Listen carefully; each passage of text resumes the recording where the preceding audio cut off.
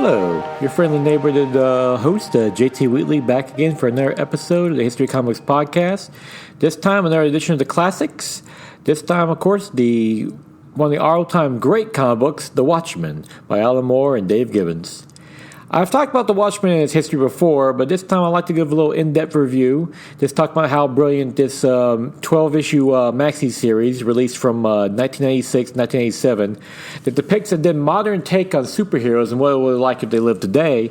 And it starts brilliantly with a simple murder mystery where a guy in a penthouse gets murdered, and the police investigate it, and they find some things don't quite add up.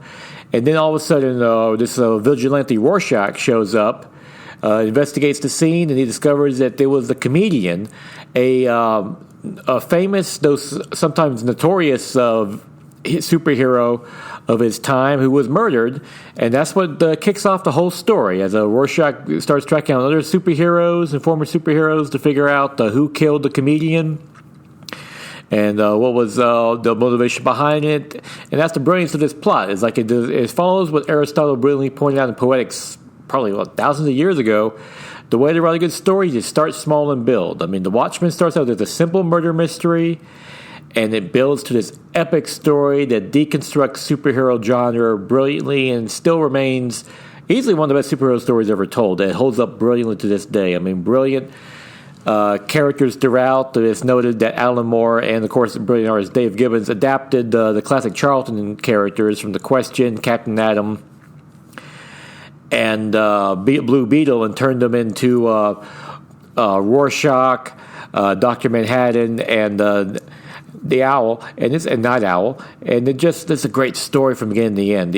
He references so many different things in history, brings brilliant parallels with the Cold War at the time, which still holds up. Everything about this story holds up. It's an incredibly dense read too. I mean, for a comic book, even though it's usually fun 9 panels per page, beautifully illustrated detail with Dave Gibbons, including most distinctly issue number 6, which deals with Rorschach's origin, called Beautiful Symmetry, where that book literally begins and ends in almost the same way. So it's a piece of artistic brilliance and so forth. And everything about this story is brilliant, and it's worth picking up. And it still is a book that's so good it's in print to this day, to the chagrin of Alan Moore, who, by their contract, if it ever went out of print, they would finally get the rights. But sorry, Mr. Moore, you wrote one of the best comic book stories of all time. Who's going to put this over out of print?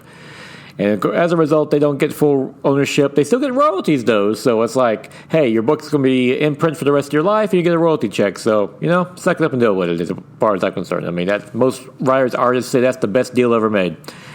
Overall, just a brilliant story. This is in my top 5 comic book stories of all time. It's a must-read. If you haven't read it, you have to read it at least once. And once you read it, you'll be mind-blown how good it is. And it's still referenced to this day. I mean, most significantly, there's a classic bit about this character, Dollar Bill, who gets his cape stuck in a turnstile at a bank and gets killed because of it.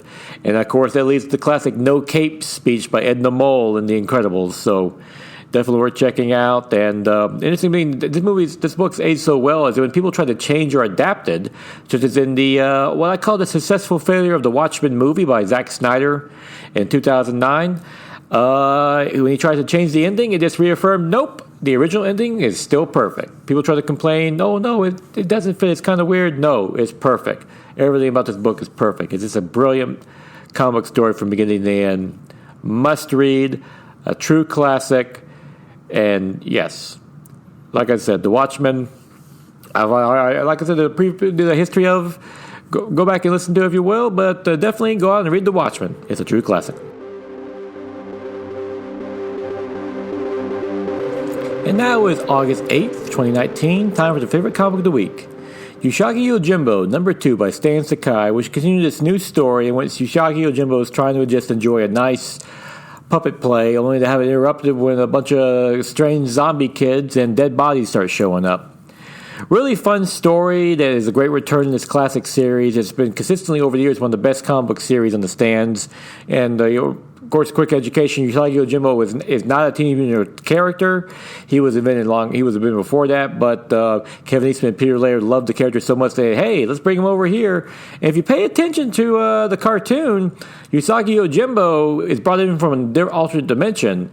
So that's how the whole thing works. So it's kind of neat. He's an original character, and Stan Sakai got a nice little royalty check when those action figures sold, which is always pretty cool, too. But back in his original dimension, this is just a great story. It mixes in anamorphic characters in a Japanese feudal Japan, feudal times at least. And this like a fun story with a neat mystery about it, mixing in like the classic puppet play culture at the time, along with some Japanese ghost stories and so forth. And the art, while cartoony, I mean, like I said, Stan Sakai is drawing anamorphic rabbits and stuff like that and having them play off as humans. It's still a serious story, great read. And Usagi Yojimbo is easily one of the great. It's a great story from beginning to end to read, and this is another great issue to pick up on and start getting into this character.